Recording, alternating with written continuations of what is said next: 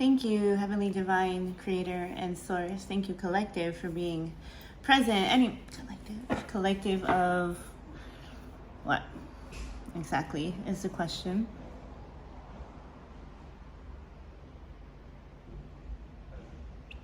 Thank you, Heavenly Divine, Creator, and Source, for allowing me to be a conduit of change, for allowing me to be an open mouthpiece, a fluid mouthpiece, a fluid one and all and one and whole. Thank you, Heavenly Divine, Creator, and Source, for just giving me so much swag. Thank you, Heavenly Divine, Creator, and Source, for opening my mind, for opening my mouth, for opening my throat, for opening my eyes, for opening my ears, for allowing me to sense into the unsensible, for allowing me to make sense of the things that just don't make sense. Thank you for allowing me to show up and show out, and thank you for allowing me to be the one that you love. Thank you for allowing me to be the one that I love. Thank you, thank you, thank you, thank you, thank you. Yeah, I've been blown open so many times before. It's very, very, very simple when you allow yourself to become one with the ultimate being, the ultimate creator. I mean, is there anything else to live for other than to intertwine with the divine?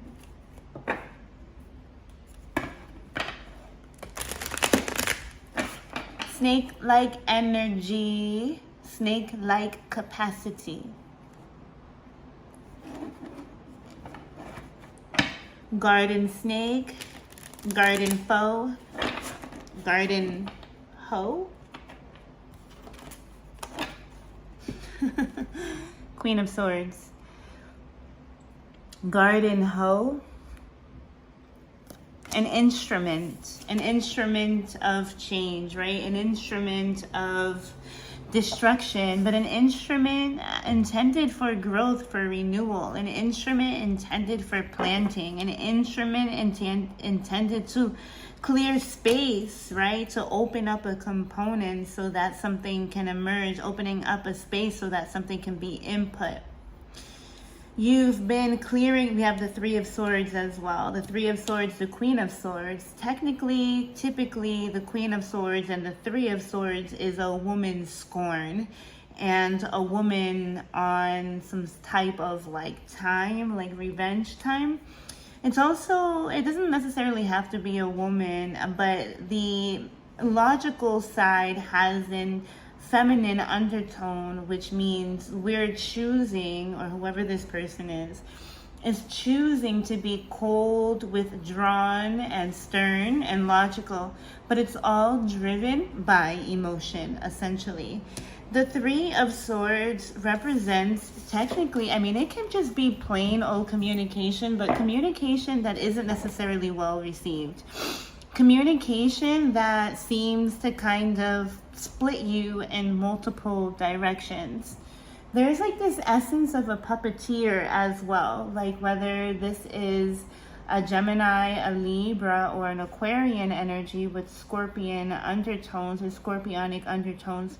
I mean, we do have a cherub and an angelic force here, so like ultimately we are guided by higher principles, but that doesn't necessarily mean that all is good or well done and or well said. The Three of Swords here represents some sort of like pendulum, a pendulum swing. I'm also seeing wind chimes. I'm also seeing a baby crib motor, like one of those things that you used to wind up and whatever. And then a pendulum asking yes or no questions, really wanting to just the simplicity of things. The Three of Swords and the Queen of Swords is also, again, like a woman scorn, a woman betrayed, or an energy betrayed, or an emotional self betrayed, or an aspect of the self that has been cut out due to like previous betrayals, like said betrayals, or just feeling misunderstood. This is also, you know, a keeper of truths, a keeper of potential like harmful truths or hurtful truths, or like things that nobody really wants to hear or listen to. I mean, we're being pierced 3 ways. We're being pierced 3 ways in order to uncover the truth. We will stop at nothing but the truth, and we will ask around. We will ask anybody and everybody. So there can be like some sort of like investigation as well. Someone trying to uncover some truths about you, or try to get to the bottom of, you know, an understanding of who it is that you are and how it is that you think and what your motives are, if you have any underlying or secretive motives. If there is someone in your environment that has underlying or secretive motives, you might be on somewhat a guard or somewhat of a cautious like state of being, while simultaneously drawing out this truth, despite how uncomfortable it might be or might seem.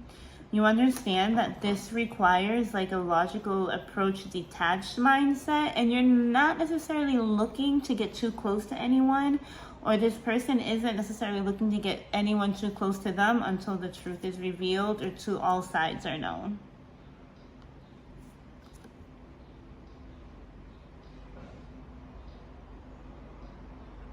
Hey yo, how are you? It's Jaja.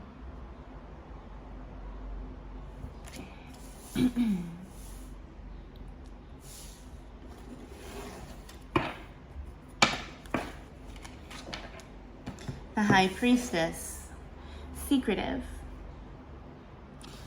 Now, this could be a secret betrayal, hidden information, you know, communicating incorrectly behind someone's back.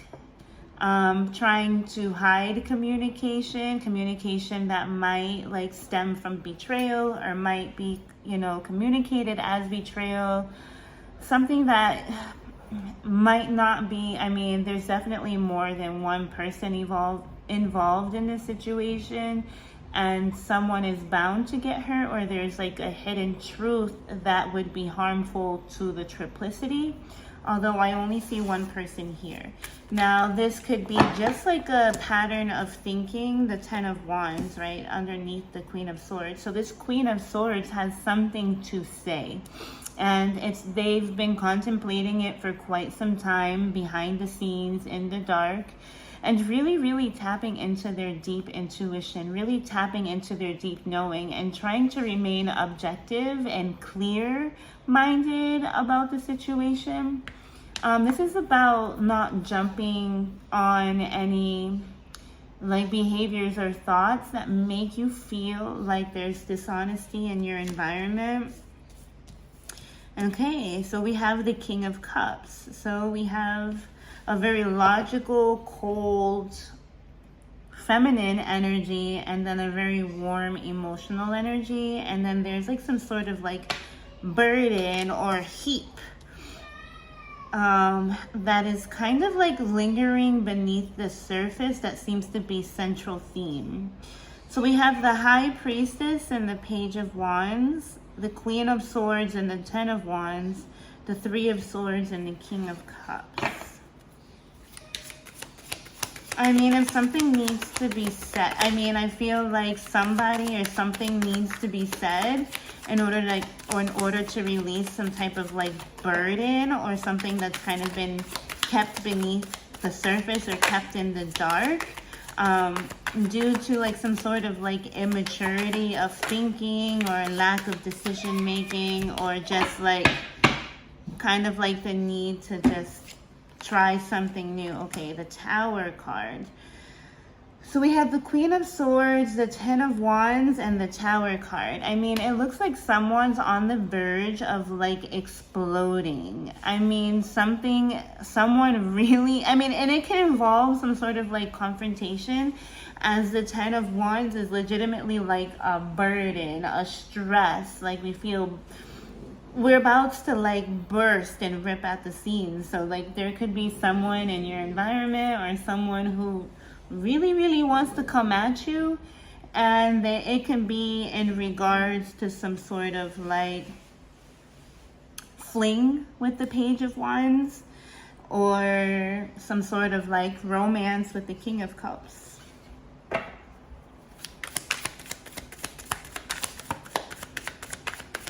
I mean, this person could also be thinking that there's like some sort of like betrayal or dishonesty going on in the background, and they're just waiting for that one slip up or that one reason to approach.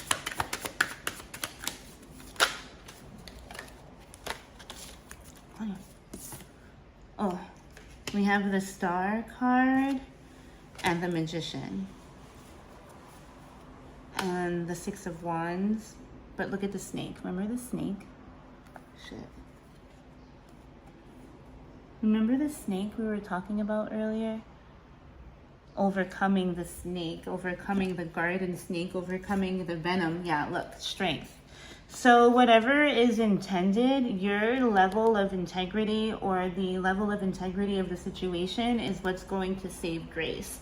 There is no venom and or snake that can interfere or hold you back. Look at with the Queen of Wands. You've dealt with many daggers being thrown at you before with the Nine of Swords, and you've always remained on top, independent with the Nine of Pentacles, and secure with the Ten of Pentacles. All that other shit was just like for the birds and just like a lot of like noise and chatter. And you innately understand that karma or their karma like their judgment call is here, right? It's like it's either they asked for it, they saw it coming.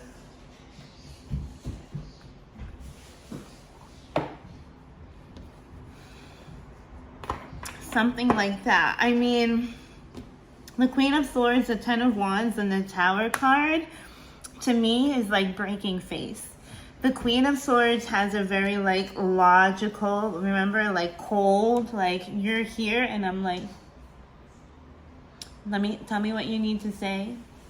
Let me hear what you need to say. All right, well, listen, I don't know if I like want to, you know, and also this could be someone who's trying to keep face, like, oh my God, I want to say something so bad. Let me see that one more thing. Let me see that one more sign, and I'm gonna blow with the Ten of Wands and the Tower card. So like this could be someone like reaching their wit's end by trying to hold back like an energy that seems to be explosive, but is definitely egoic in nature with the Tower card. The Magician, the Tower, and the Star. I mean, the Star comes after destruction, and it looks like someone manifested this like ego death, right? In order to be healed, some sort of like renewal or like wish fulfillment. The Major Arcana represents energies that are totally out of our control. I mean, we have the High Priestess here. I mean, what's said or done in the dark always comes to light. The High Priestess, what's said, the Magician, the High Priestess, what is said and done in the dark, no matter how small, Page of Wands, always comes to light with the Tower, the Ten of Wands, and the Star. Just because that's what like justice demands. And when there's an imbalance, then something kind of has to give. But the King of Cups is somehow able to maintain his emotional balance throughout this turbulence or this storm. There's an eagerness here, an eagerness to respond, an eagerness to speak up, an eagerness to like take a look, and an eagerness to communicate, an eagerness to just have that dialogue, an eagerness to feel connected, wanted, seen as well. But really keeping those emotions in check and not letting them show, but being mindful of what it is that you're experiencing as emotions come and go. So there's an observer here that is calm, cool, and collected, and then there's an observer that is also like bubbling and seething beneath the surface. What else do we need to know?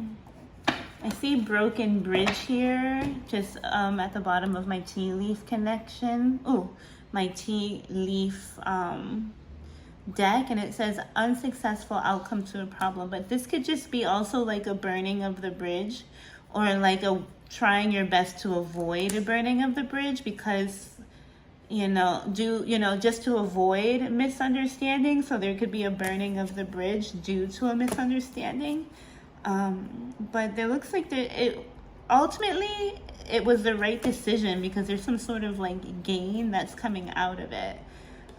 Even though like you first experiencing somewhat of an emotional loss, but the outcome is quite concrete and successful. So it's just like a discomfort of like kind of crossing a bridge or crossing across waters, and the fear that comes with it. The High Priestess. This is an intuitive knowing. Again, secret. Someone in the dark. This is the Great Void. This is also the Great Surrender, where one's voice echoes into an echo chamber. Hearing one's own voice. Knowing at your core that this is what was called for, that this is what you like this is what you called for, and there's no one to blame other than yourself, or there's no one to blame other than themselves. Okay, let's take a look at the new spread. Yeah, the High Priestess and the Knight of Swords. I mean, I feel like someone really wants to like come at you, like even like verbally attack you, but there's like some sort of confusion in regards to whether what they're sensing is correct or not. With the Seven of Cups and the High Priestess, this is like hidden information or just like some confusion about information that is quite unseen. It could be illusory as well. You know, this could be drunk on emotions, like drunk on illusion or drunk on delusions.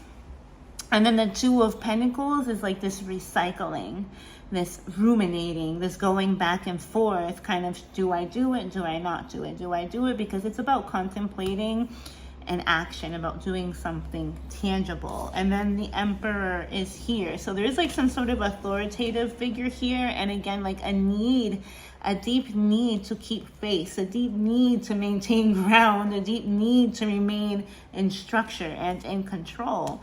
But the Knight of Swords is that mind just kind of like revving you up. It's like angel and devil on the shoulder, and the devil's just like, do it, do it, do it. The Three of Wands is about, you know, taking a leap of faith and going out there and pursuing what it is that you intended. But with the Seven of Cups above the Three of Wands, again, we're confused about what is real and what isn't real with the High Priestess, especially since the mind won't stay still or quiet down. The Two of Pentacles and the Emperor is someone who is showing a calm and cool disposition while back and forth. So again, we have that calm, cool, observant personality, and then that calm, cool personality that is observant but kind of like seething, like bubbling. All right, the Five of Pentacles. It's like something about like reverse fate as well, or like turning the corner. And then look at the Page of Wands again, and then the Page of Cups. So like turning the corner and kind of focusing on new beginnings and letting go of like perceived thoughts. I mean, I don't know, this could be like a fear and inability to kind of appreciate what's in your immediate environment because of the way that you're thinking is making what you have in front of you seem like it's not enough or less than what it should be, when in reality, if you can let go of this like mental, emotional burden and just allow yourself to move on, basically move on and enjoy like new emotional beginnings and new like beginnings and journeys, or new beginnings in life, like a new journey, a new path. You're on a new path, you're on a new journey. Look at, and there's like this new emotional excitement here as well. But the Five of Pentacles is in between this, which is giving us like a feeling of lack or feeling left out, or like as if there's not enough. So even though you have two new beginnings or like two beautiful beginnings in front of you, you feel like it's not enough. And I think it just because it's like a turning of perspective, or like an emptying of the cup, or just like a switching of the dial and deciding that what you have is enough, right? Like more isn't always more, but then again, maybe it's best that you say what it is that you need to say. But with the High Priestess there, the High Priestess is maybe suggesting to keep it to yourself until your mind quiets down. But when it does quiet down, you might realize or recognize that it wasn't worth your time anyways, or they might recognize that it wasn't worth their time anyways, that their ego was just getting the best of them, and that it's not worth the confrontation anyways. Like, it's water under the bridge kind of energy.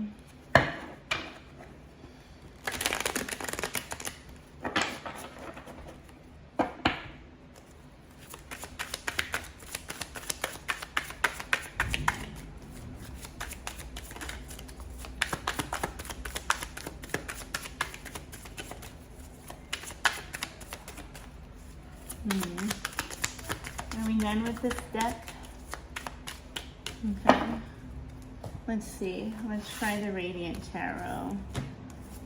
I'm unsure. We're already at 21 minutes. I think we're already done.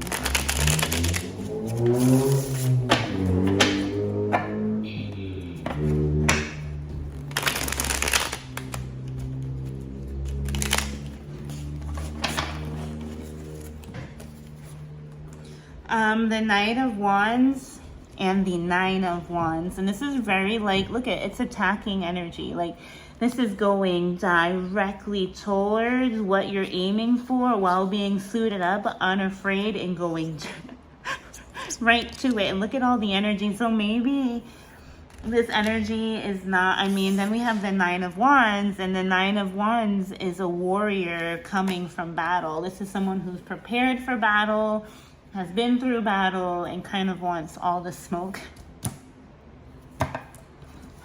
Just when you thought, right? I'm cracking up. Like, tell me not, this is not saying I want all the smoke.